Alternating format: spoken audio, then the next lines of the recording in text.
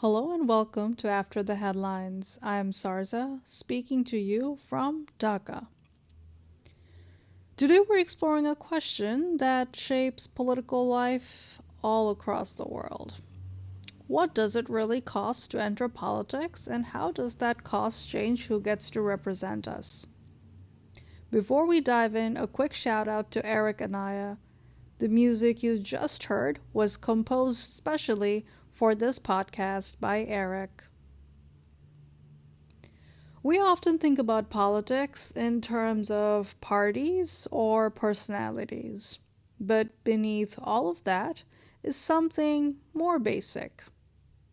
Visibility costs money. Campaigns need posters, banners, rallies, offices, transportation, media work, volunteers, legal paperwork, and sometimes security. None of this is free, and when the financial cost of visibility rises, it reshapes who can realistically compete. So visibility becomes a financial statement. If you have walked through the streets of Dhaka during an election season, you have seen it all. Walls layered with posters, whole streets wrapped in banners, loudspeakers, motorcades, branded clothing, public meetings. All of this isn't just communication, it is signaling. High-volume posters and banners publicly signal that a candidate has resources, networks, and backing. They shape perceptions long before a vote is cast. And when rules against excessive campaigning are not enforced, resource-heavy candidates dominate public space. Visibility becomes uneven, and voters subconsciously read visibility as strength and legitimacy. So, money, even if it doesn't necessarily always buy elections, it definitely does buy presence, and that presence influences electoral outcomes. So against this backdrop, something unusual happened recently.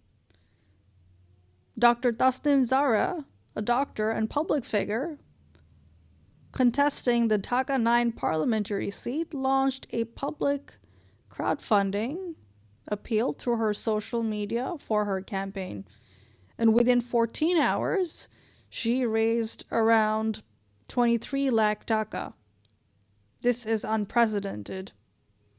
This stood out not because people had never donated to politics before, but because the process was transparent and collective. And it raised a deeper question for all of us. If elections depend on visibility and visibility depends on money, then who should fund democracy? Should it be wealthy patrons or business networks, political financiers, or ordinary citizens? Crowdfunding reframes political participation as shared civic responsibility, but it also highlights how unusual public-facing fundraising still is in Bangladesh, and how much political finance normally moves through private influence. So, who can afford to run? Research on cost of politics in Bangladesh helps explain the system. So running for office, even before nomination, requires sustained spending and social obligations. You need networks, negotiation power, and the ability to absorb loss. So it isn't surprising that a large share of members of parliament come from business or economically privileged backgrounds. Not because wealth necessarily guarantees support, but because wealth lowers the risk of loss. If politics requires constant visibility, patronage expectations, high campaign spending, and the ability to navigate power, then people with capital and commercial networks are structurally advantaged. This doesn't automatically make anyone predatory, but it definitely does shape who sits in parliament and whose experiences shape public policy. And when legislatures are dominated by business elites, policy risks tilting toward commercial rather than everyday concerns.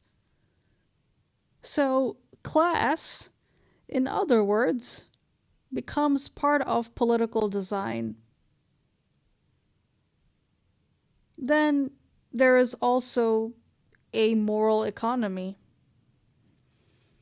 People notice campaign expenses, the outwardly ones, cars, posters, offices. So when elections look expensive, politics can feel distant, like something funded and negotiated among elites. But crowdfunding, as in Taslim Zara's case, can signal something different. A relationship where citizens fund politics because they expect accountability. It doesn't solve every structural issue, but it reframes imagination from politics as private investment to politics as shared trust. That future depends on transparency, not only of funding sources, but also spending patterns and accountability after candidates win. Now, let's come back to the city. In Bangladesh, as in many democracies, visibility is power.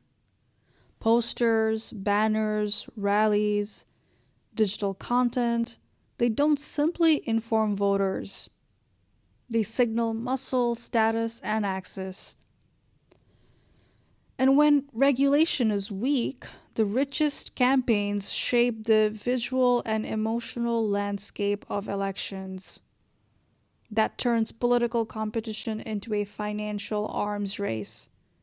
So the question becomes, if public space is captured by those who can afford it, how free is electoral choice?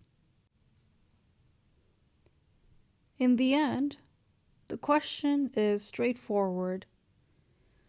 If visibility in politics depends on money, then who gets to be seen and who disappears? When the price of participation rises, representation changes. And when representation changes, so does democracy. Thank you for listening to After the Headlines. If this podcast helped you think differently about the issue, feel free to share it, comment, or engage with the conversation. Until next time.